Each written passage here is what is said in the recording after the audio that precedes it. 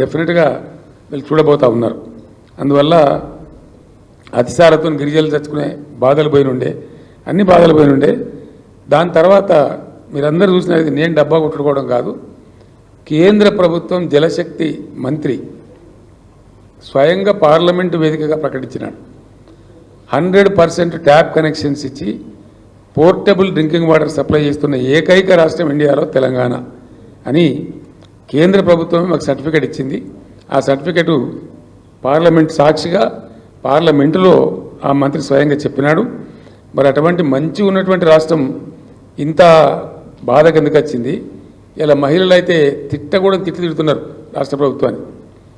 ఆ బిందెలు మోస్తూ ట్యాంకర్ల కాడ పోయి ఆ ట్యాంకర్ల కాడ నీళ్ళు పట్టుకుంటూ మళ్ళా పాతకాలం వచ్చింది, మళ్ళీ మా కర్మ, మేము అన్నంలో మన్ను పోసుకున్నాం అనే భాష ప్రజలు మాట్లాడుతూ ప్రభుత్వాన్ని చాలా భయంకరంగా తిడుతున్నారు.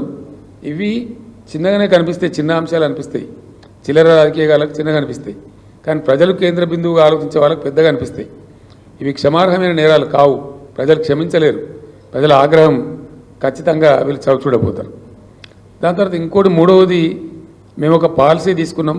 శాసనసభలో కూడా నేను చాలాసార్లు కుండ బద్దలు కొట్టినట్టుగా నేను చెప్పిన, వ్యవసాయానికి మేము అత్యంత ప్రాధాన్యత ఇచ్చినాం. అనేక వేల కోట్ల రూపాయలు ఖర్చు చేసినాం.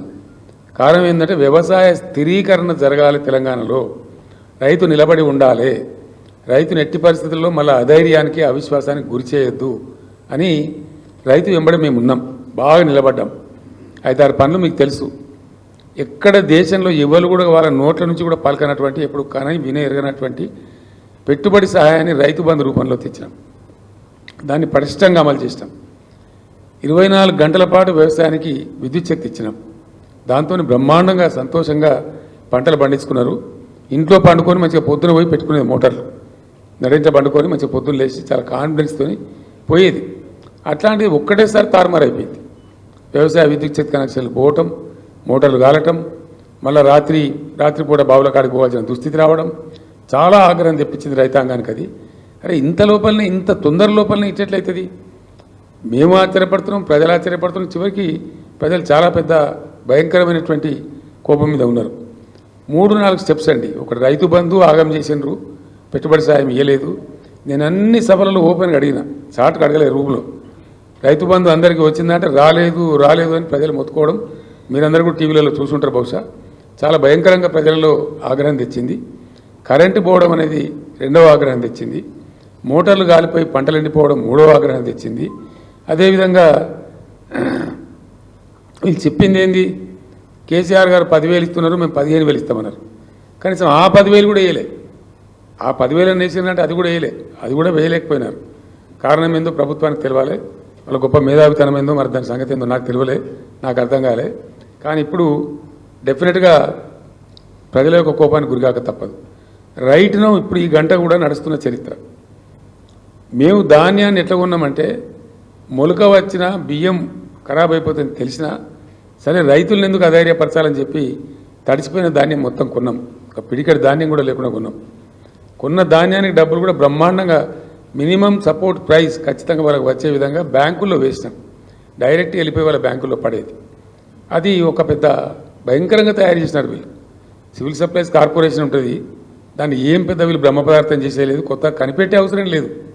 నేను అందుకే మొట్టమొదటి నా క్యాప్షన్ ఏం చెప్పినా అంటే, చక్కగా నడుస్తున్న వ్యవస్థలను కూడా నడవకుండా చేయటమే ఇప్పుడు కాంగ్రెస్ మీద ప్రజల ఆగ్రహానికి కారణం.